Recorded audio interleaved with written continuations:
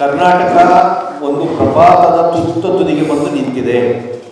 ಕರ್ನಾಟಕ ಪ್ರಜಾತಾಂತ್ರಿಕ ಕರ್ನಾಟಕ ಉಳಿಯುತ್ತಾ ಇಲ್ಲವಾ ಅನ್ನುವಂತಹ ಒಂದು ಅಪಾಯದ ಅಂಚಿಗೆ ಬಂದು ಇದು ತಲುಪಿದೆ. ಇದು ಹುಡುಗಾಟಿಕೆ ಪ್ರಶ್ನೆ ಅಲ್ಲ, ಇದು ಬಹಳ ಗಂಭೀರ ಪ್ರಶ್ನೆ.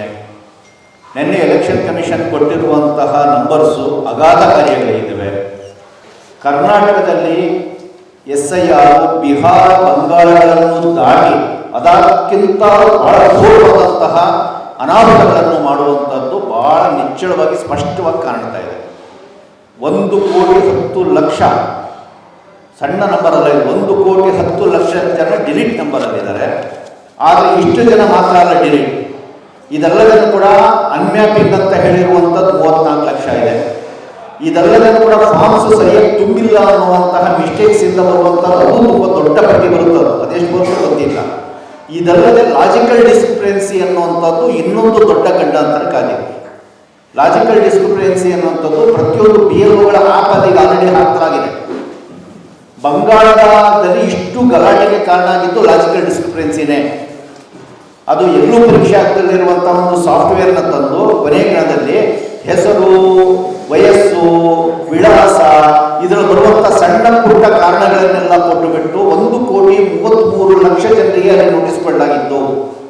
ಅಲ್ಟಿಮೇಟ್ಲಿ ಅದರಲ್ಲಿ 65 ಲಕ್ಷ ಜನರು ಡಿಲೀಟ್ ಮಾಡಿದ್ರು. ಇವತ್ತು ಕೂಡ 34 ಲಕ್ಷ ಜನ ಅಪೀಲ್ ಹಾಕಿದ್ದಾರೆ. ಅದನ್ನ ಹೆಂಗೆ ಸೆಟ್ಲ್ ಮಾಡೋ ಡಾಕ್ಯುಮೆಂಟ್ ಕೊಟ್ಟರೆ ಸೆಟ್ಲ್ ಆಗಲ್ಲ. ಅದು ಏನು ಮಾಡಬೇಕು ಅಂತ ಗೊತ್ತಿಲ್ಲದೆ 19 ಟ್ರಿಬ್ಯುನಲ್ಸ್ ಮಾಡಿದ್ದಾರೆ. ನ್ಯಾಯಾಂಗ 19 ವಿಶೇಷ ಪೀಠಗಳು, ನ್ಯಾಯಾಂಗ ಪೀಠಗಳು ಮಾಡಿದ್ದಾರೆ. 34 ಜನ ಕೋರ್ಟಿಗೆ ಕರೀತಾ ಇದ್ದಾರೆ. ಅವರಿಗೆ ವೋಟಿಂಗ್ ರೈಟ್ಸ್ ಇಲ್ಲ. ಆ ಲಾಜಿಕಲ್ ಡಿಸ್ಕ್ರಿಪೆನ್ಸಿ ಕರ್ನಾಟಕದಲ್ಲೂ ಬಳಸ್ತಾ ಇದ್ದಾರೆ. ಪ್ರತಿ ಆ್ಯಪಲ್ ಇದೆ, BLO ಆ್ಯಪಲ್ ಇದೆ. ಅದರಲ್ಲೂ ದೊಡ್ಡ ಟ್ಯಾಕ್ಸ್ ಬರ್ತದೆ. ಸೊ ಕನಿಷ್ಠ ಪಕ್ಷ ಏನಿಲ್ಲ ಅಂದ್ರೆ 1,10,00,000 ಜನ ಡಿಲೀಟ್ ಆಗಿರೋದು ಮಾತ್ರ ಅಲ್ಲ, ಕನಿಷ್ಠ 1 ಕೋಟಿ ಜನರಿಗೆ ನೋಟಿಸ್ ಬರ್ತದೆ.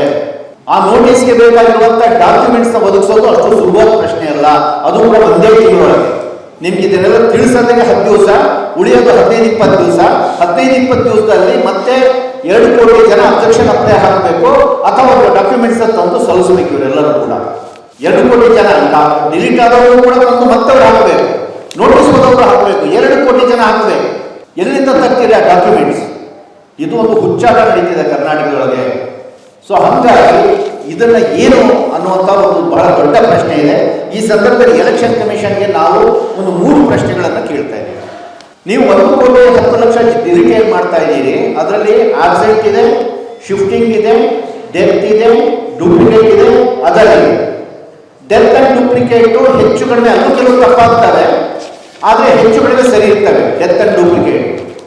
ಆದರೆ ಆಬ್ಸೆಂಟ್ ಮತ್ತು ಶಿಫ್ಟಿಂಗ್ ಏನಿದೆ ಅವೆರಡೂ ಸೇರಿ 15%ಗಿಂತ ಹೆಚ್ಚಿನ ಜನಸಂಖ್ಯೆ ಇದೆ. ಹತ್ತತ್ರ 1 ಕೋಟಿಯಷ್ಟು ತಲುಪುತ್ತೆ ಆಬ್ಸೆಂಟ್ ಅಂಡ್ ಶಿಫ್ಟ್ ಆಗಿರುವಂಥದ್ದು. ಈ ಆಬ್ಸೆಂಟ್ ಶಿಫ್ಟಿಂಗ್ ಅನ್ನೋರು ಯಾರು? ಸತ್ತವರಲ್ಲ ಇವರು ಜೀವಂತ ಜನ. ಇವ್ರು ಎಲ್ಲಿಗೋದ್ರು? BLOಗಳು ಬಂದಾಗ ಮನೆಯಲ್ಲಿ ಇರಲಿಲ್ಲ, ಅವ್ರು ಕೆಲಸಕ್ಕೆ ಹೋಗಿದ್ರು, ಸಿಗಲಿಲ್ಲ, ಅವರು ಆಬ್ಸೆಂಟೀಸ್. ಅದು ಹೆಚ್ಚು ಕಡಿಮೆ 3% ಬರ್ತಾ ಇದೆ. ಇದಲ್ಲದೆ ಶಿಫ್ಟೆಡ್, ಬಾಡಿಗೆ ಮನೆಯಲ್ಲಿ ಇದ್ರು ಬೇರೆ ಮನೆಗೆ ಹೋಗಿದ್ದಾರೆ. ಈ ಊರಲ್ಲಿ ಕೆಲಸ ಇತ್ತು, ಬೇರೆ ಕೆಲಸಕ್ಕೆ ಹೋಗಿದ್ದಾರೆ. ಮದುವೆ ಈ ಮನೆಯಲ್ಲಿ ಇದ್ರು, ಮದುವೆಯಾಗಿ ಬೇರೆ ಮನೆಗೆ ಹೋಗಿದ್ದಾರೆ. ಅವ್ರು ಎಲ್ಲೂ ಹೋಗಿಲ್ಲ, ಜೀವಂತ ಹೋಗ್ಲಸೆ ಜಾಗ ಬದಲಾಯಿಸಿದ್ದಾರೆ ಅಷ್ಟೇ. ನೀವು ದುಡಿಯಕ್ಕೆ ಹೋದವ್ರನ್ನ ಮನೆಯಲ್ಲಿ ಬೀಗ ಇಲ್ಲ, ಮತ್ತೆ ಇವರು ದುಡಿಯಕ್ಕೆ ಬೇರೆ ಕಡೆ ಹೋಗಿರುವಂಥ ಜನರನ್ನ 1 ಕೋಟಿ ಜನ ಜೀವಂತ ಮತದಾರರನ್ನ ಡಿಲೀಟ್ ಪಟ್ಟಿಯಲ್ಲಿ ಹೆಂಗೆ ತರಿಸ್ತೀರಿ ನೀವು? ಡಿಲೀಟ್ ಪಟ್ಟಿಯಲ್ಲಿ ಸೇರಿಸಕ್ಕೆ ಯಾವ ಅರ್ಹತೆಯೂ ಇಲ್ಲ. ಡಿಲೀಟ್ ಯಾವಾಗ ಮಾಡಕ್ ಸಾಧ್ಯ? 3 ಕಾರಣ ಡಿಲೀಟ್ ಮಾಡಕ್ಕಿರುವಂಥದ್ದು: ಮತಿಭ್ರಮಣೆಗೊಂಡಿರಬೇಕು, ಅಥವಾ ಅವರು ಅಕ್ರಮ ವಲಸಿಗರಾಗಿರ್ಬೇಕು, ಬೇರೆ ವಿದೇಶರಾಗಿರ್ಬೇಕು, ಅಥವಾ ಕೋರ್ಟ್ ಅವರಿಗೆ ಆರ್ಡರ್ ಮಾಡಿ ಈ ಕಾರಣಕ್ಕೆ ಅವರು ವೋಟಿಂಗ್ ರೈಟ್ನ ರದ್ದು ಮಾಡಬೇಕು ಅಂತ ಕೋರ್ಟ್ ಆರ್ಡರ್ ಆಗಿರ್ಬೇಕು. ಈ 3 ಜನರಿಗೆ ಬಿಟ್ಟರೆ ಇನ್ಯಾರು ಕೂಡ ಮಾಡಕ್ ಬರಲ್ಲ. ಹಂಗಿರ್ಬೇಕಾದ್ರೆ ಇಷ್ಟು ಕ್ಷುಲ್ಲಕ ಕಾರಣಕ್ಕೆ ದುಡಿಯಕ್ಕೆ ಹೋಗಿದ್ದಾರೆ, ಮನೆ ಚೇಂಜ್ ಮಾಡಿದ್ದಾರೆ ಅಂದ್ರೆ ವೋಟಿಂಗ್ ರೈಟ್ ಹೆಂಗೆ ಡಿಲೀಟ್ ಮಾಡ್ತೀರಿ ನೀವು? ಈ ಪ್ರಶ್ನೆಗೆ ಉತ್ತರಿಸ್ಬೇಕು. ಎರಡನೇದಾಗಿ ಅವ್ರು ಏನು ಹೇಳಿದ್ದಾರೆ, ನೆನ್ನೆ ಎಲ್ಲ ಅಂಕಿಅಂಶಗಳೆಲ್ಲ ಕೊಟ್ಟಿದ್ದಾರೆ. 100% ಎಲಿಮಿನೇಷನ್ ಫಾರ್ಮ್ನ ಡಿಸ್ಟ್ರಿಬ್ಯೂಟ್ ಮಾಡಿಕೊಟ್ಟಿದ್ದೀವಿ. 99.95% ಡಿಜಿಟಲೈಸೇಷನ್ ಆಗಿಬಿಟ್ಟಿದೆ. ಅದು ಚಾಮರಾಜನಗರ, ಕೊಡಗು, ಗದಗ, ಕೊಪ್ಪಳ, ಚಿಕ್ಕಬಳ್ಳಾಪುರ, ಬೆಂಗಳೂರು, ನಾರ್ತು ಇಂಥ ಅನೇಕ ಜಿಲ್ಲೆಗಳಲ್ಲಿ 100% ಪ್ರೋಸೆಸ್ ಮುಗಿದೋಗ್ಬಿಟ್ಟಿದೆ. ಡಿಜಿಟಲೀಕರಣ ಇದಾಗ್ಬಿಟ್ಟಿದೆ. ನಾವೀಗ ಅವ್ರಿಗೆ 100 ಉದಾಹರಣೆಗಳನ್ನು ಕಣ್ಮುಂದೆ ಇಡ್ತೀವಿ. ನೀವು 100% ಅಂತ ಹೇಳಿರುವ ಜಿಲ್ಲೆಗಳ ಉದಾಹರಣೆಗಳು ಕೊಡ್ತೀವಿ. ಅದೇ ಜಿಲ್ಲೆಗಳಲ್ಲಿ ಇವತ್ತು ಎಲಿಮಿನೇಷನ್ ಫಾರ್ಮ್ ತಲುಪಿರುವ ಜನ ಇದ್ದಾರೆ, ಇದೇ ಪತ್ರಿಕಾಗೋಷ್ಠಿಯಲ್ಲಿ ಕೂತ್ಕೊಂಡಿದ್ದಾರೆ. ಜೀವಂತ ಎಕ್ಸಾಂಪಲ್ ಇದು ಅವ್ರಿಗೆ ಮಾತ್ರ ಅಲ್ಲ, ಕೆಲವು ಸ್ಯಾಂಪಲ್ ಎಕ್ಸಾಂಪಲ್ಸ್ ಕರೆಸಿದ್ದೀವಿ. ಇದು ಮಾತ್ರ ಅಲ್ಲ, ಇಡಿತ 100 ಉದಾಹರಣೆಗಳನ್ನು ನಿಮ್ಮ ಮುಂದೆ ಬಡಿತೀವಿ. ಇದಕ್ಕೆ ನಿಮ್ಮ ಉತ್ತರ ಏನು? ಇದನ್ನು ಎಲೆಕ್ಷನ್ ಕಮಿಷನ್ ನಮಗೆ ಉತ್ತರ ಕೊಡಬೇಕು. ಮೂರನೇದಾಗಿ ಲಾಜಿಕಲ್ ಡಿಸ್ಕ್ರಿಪೆನ್ಸಿ. ಲಾಜಿಕಲ್ ಡಿಸ್ಕ್ರಿಪೆನ್ಸಿ ಬಗ್ಗೆ ನೀವು ಯಾಕೆ ತುಟಿಗೆ ಬಾಯಿ ಬಿಡ್ತಾ ಇಲ್ಲ? ಬಂಗಾಳದಲ್ಲಿ ಅಷ್ಟು ಅವಾಂತರ ಮಾಡಿದ್ದು ಇಲ್ಲಿ ತಂದಿದ್ದೀರಿ. ಅದೇ ಅವಾಂತರ ಇಲ್ಲಿ ಕ್ರಿಯೇಟ್ ಆಗಬಾರ್ದು ಅಂತ ಹೇಳಿದ್ರೆ ನೀವು ತಗೊಳ್ತಿರೋ ಮುನ್ನೆಚ್ಚರಿಕೆ ಕ್ರಮ ಏನು? ಲಾಜಿಕಲ್ ಡಿಸ್ಕ್ರಿಪೆನ್ಸಿ ಹೋದವ್ರಿಗೆ, ಈಗ ಮ್ಯಾಪಿಂಗ್ ಇಲ್ಲದವರಿಗೆ ನೀವು ಡಾಕ್ಯುಮೆಂಟ್ ಸಬ್ಮಿಟ್ ಮಾಡಬೇಕು. ಲಾಜಿಕಲ್ ಡಿಸ್ಕ್ರಿಪೆನ್ಸಿ ಬಂದರೆ ಡಾಕ್ಯುಮೆಂಟ್ ಸಬ್ಮಿಟ್ ಮಾಡಿದ್ರೆ ಆಗಲ್ಲ. ನಿಮ್ಮ ಡಾಕ್ಯುಮೆಂಟಲ್ಲೇ ಲಾಜಿಕಲ್ ಡಿಸ್ಕ್ರಿಪೆನ್ಸಿ ಅದು. ಆ ಜನರ ಉತ್ತರ ಏನು? ಅಲ್ಲಿ ಕೋರ್ಟು 34 ಲಕ್ಷ ಜನ ಕೋರ್ಟಲ್ಲಿದ್ದಾರೆ. ಇದುವರೆಗೆ ತನಕ 19 ಪೀಠಗಳಾಗಿದ್ರು 1% ಸಾಲ್ವಾಗಿಲ್ಲ. ಮುಂದಿನ 25 ವರ್ಷ ಹಿಡಿಸ್ತದೆ ಅದು ಸಾಲ್ವಾಗಲಿಕ್ಕೆ ಬೆಂಗಾಳಲ್ಲಿ. ಅಂದರೆ ಕರ್ನಾಟಕದ ಜನರು ಕೂಡ ಮುಂದಿನ 25 ಲಕ್ಷ ಕಾಯ್ಬೇಕಾ? ಇಲ್ಲ ಅಂದರೆ ಲಾಜಿಕಲ್ ಡಿಸ್ಕ್ರಿಪೆನ್ಸಿ ಇಲ್ಲಿ ತರ್ತಿದ್ದೀರಾ ಅಂದರೆ ಏನು ಬದಲಾವಣೆ ತರ್ತಾ ಇದ್ದೀರಿ ನೀವು? ಯಾಕೆ ಉತ್ತರ ಕೊಡ್ತಿಲ್ಲ? ಆಪ್ ಒಳಗಿದೆ, ಯಾಕೆ ಉತ್ತರ ಕೊಡ್ತಾ ಇಲ್ಲ? ಯಾಕೆ ಟ್ರೈನಿಂಗ್ ಕೊಟ್ಟಿಲ್ಲ? ನೀವು ಆಪಲ್ಲಿ ಇಟ್ಟಿದ್ದೀರಿ, BLOಸ್ಗೆ ಯಾಕೆ ಅದ್ರ ಬಗ್ಗೆ ಹೇಳಿಲ್ಲ? ಯಾಕೆ ಟ್ರೈನಿಂಗ್ ಕೊಟ್ಟಿಲ್ಲ? ಕದ್ದು ಮುಚ್ಚಿ ಯಾಕೆ ಇಟ್ಟಿದ್ದೀರಿ ಲಾಜಿಕಲ್ ಡಿಸ್ಕ್ರಿಪೆನ್ಸಿನ? ಈ ಪ್ರಶ್ನೆಗಳು ಕೂಡ ಅವ್ರಿಗೆ ಮುಖ್ಯವಾಗಿ ನಾವು ಕೇಳ್ತಾ ಇದ್ದೀವಿ. ಕೊನೆಯದಾಗಿ ಒಂದು ಪ್ರಶ್ನೆ, ಇಡೀ ಪ್ರೋಸೆಸ್ ನೀವು ಮಾಡ್ತಿರೋದೇನು? ಅಕ್ರಮ ವಲಸಿಗರು ಸಿಕ್ಕಾಪಟ್ಟೆ ಬಂದ್ಬಿಟ್ಟಿದ್ದಾರೆ, ಬಾಂಗ್ಲಾದೇಶಗಳು ವಿಶೇಷವಾಗಿ ಸಿಕ್ಕಾಪಟ್ಟೆ ಬಂದ್ಬಿಟ್ಟಿದ್ದಾರೆ. ಹಾಗಾಗಿ ಅದನ್ನು ಕ್ಲೀನ್ ಮಾಡಬೇಕಾಗಿದೆ ವೋಟರ್ ಲಿಸ್ಟ್ನ. ಸೊ ನೀವು ಎಲ್ಲ ಲಿಸ್ಟು ಕೊಟ್ಟಿದ್ದೀರಿ, ಆಬ್ಸೆಂಟು ಕೊಟ್ಟಿದ್ದೀರಿ, ಶಿಫ್ಟು ಕೊಟ್ಟಿದ್ದೀರಿ, ಡೆತ್ ಕೊಟ್ಟಿದ್ದೀರಿ, ಡೂಪ್ಲಿಕೇಟ್ ಕೊಟ್ಟಿದ್ದೀರಿ. ಹಾಗಾದ್ರೆ ಈಗ ಅಕ್ರಮ ವಲಸಿಗಾರರದು ಬಾಂಗ್ಲಾದೇಶಿಗಳದ್ದು ಎಷ್ಟು ವೋಟ್ಗಳು ಸಿಕ್ಕೋ ಅದನ್ನು ಹೇಳಬೇಕಲ್ಲ ನೀವು. ಅದನ್ನು ಮಾತ್ರ ಯಾಕೆ ಹೇಳ್ತಿಲ್ಲ? ಯಾವ ಉದ್ದೇಶಕ್ಕೆ ಪ್ರೋಸೆಸ್ ಶುರು ಮಾಡಿದೆಯೋ ಆ ಮೂಲ ಉದ್ದೇಶದ ವಿವರ ಯಾಕೆ ಕೊಡ್ತಾ ಇಲ್ಲ ನೀವು? ಅದನ್ನು ಕೂಡ ಕೊಡಿ. ಈ 4 ಮುಖ್ಯ ಪ್ರಶ್ನೆಗಳನ್ನು ಅವರಿಗೆ ನಾವು ಕೇಳ್ತಾ ಇದ್ದೇವೆ. ಅದೇ ಸಂದರ್ಭದಲ್ಲಿ ಈ ಯಾಕೆ ಇಷ್ಟು ದೊಡ್ಡ ಡಿಸಿಷನ್? ಉತ್ತರನೇ ಇಲ್ಲ ಅವ್ರ ಹತ್ರ. ಯಾಕೆ ಉತ್ತರ ಅನ್ನೋದು ನಾವು ಹೇಳ್ತೀವಿ. ಯಾಕೆ ಇದಕ್ಕೆ 3 ಕಾರಣಗಳಿದೆ. ಇದಕ್ಕೆ ಇಂಥ ದೊಡ್ಡ ಮಟ್ಟದ ಡಿಲಿಷನ್ ಆಗಲಿಕ್ಕೆ 3 ಮೂಲ ಕಾರಣಗಳು.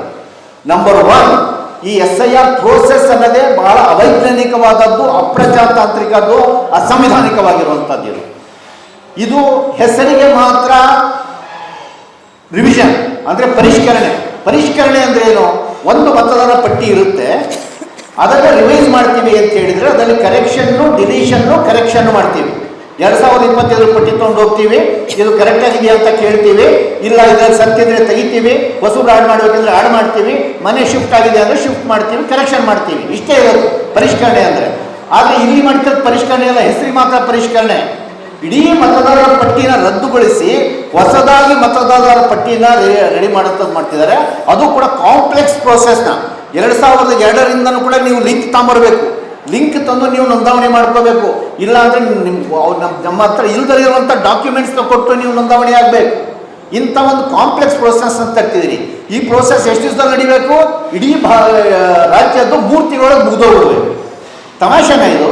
ಇಡೀ ರಾಜ್ಯದ ಜನರನ್ನು ನೀವು ಲಿಂಕ್ ಮಾಡಿ ದಾಖಲೆಗಳನ್ನು ಪೂರೈಸಿ ಹೊಸದಾಗಿ ನೋಂದಾವಣಿ ಇದು ಪರಿಷ್ಕರಣೆ ಅಲ್ಲೇ ಅಲ್ಲ. ಇದು ಮರುನೋಂದಾವಣಿನ 3 ತಿಂಗಳೊಳಗೆ ಹೆಂಗೆ ಕಂಪ್ಲೀಟ್ ಮಾಡ್ತೀರಿ?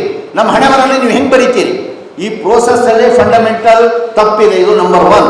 ಇದು ತಮ್ಮ ದುರುದ್ದೇಶದ ಕಾರಣಕ್ಕೋಸ್ಕರ ಇದನ್ನು ಮಾಡ್ತಾ ಇದ್ದಾರೆ. ನಂಬರ್ 2, ಇಡೀ ಪ್ರೋಸೆಸ್ನ ಬಹಳ ಬೇಜವಾಬ್ದಾರಿತನ ಜೊತೆ ಮಾಡಿದ್ದಾರೆ. ಹೆಂಗೆ ಅವರು ನಂಬರ್ ಕೊಡ್ತಾರೆ ನಮ್ಮ ಅನ್ಬುಕುಮಾರ್ ಎಲೆಕ್ಷನ್ ಕಮಿಷನರ್ ಅಂದರೆ? ಎಲ್ಲ ಬಿಟ್ಟಿದೆ, 100% ಎಲ್ಲ ಫಾರ್ಮ್ಸ್ ಹಂಚ್ಬಿಟ್ಟಿವಿ, ಎಲ್ಲ ಬಂದ್ಬಿಡ್ತು, ಎಲ್ಲ ಡಿಜಿಟಲ್ ಫೈಲ್. ಯಾರ ಕಿವಿಯಲ್ಲಿ ಹೂಡಕ್ಕೆ ಕೊಟ್ಟಿದ್ದೀರಿ ನೀವು?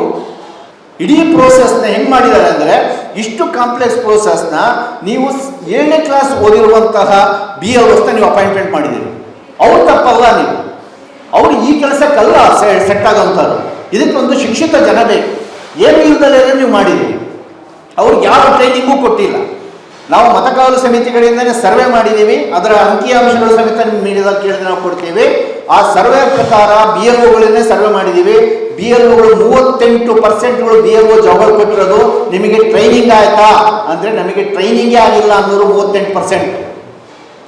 ಮುಖ್ಯ ಉಳಿದಂಥ 72% ಟ್ರೈನಿಂಗ್ ಆಯಿತು, ಆದರೆ ನಮಗೆ ಅರ್ಥ ಆಗಲಿಲ್ಲ ಅಂತ ಹೇಳಿರೋರು 90%.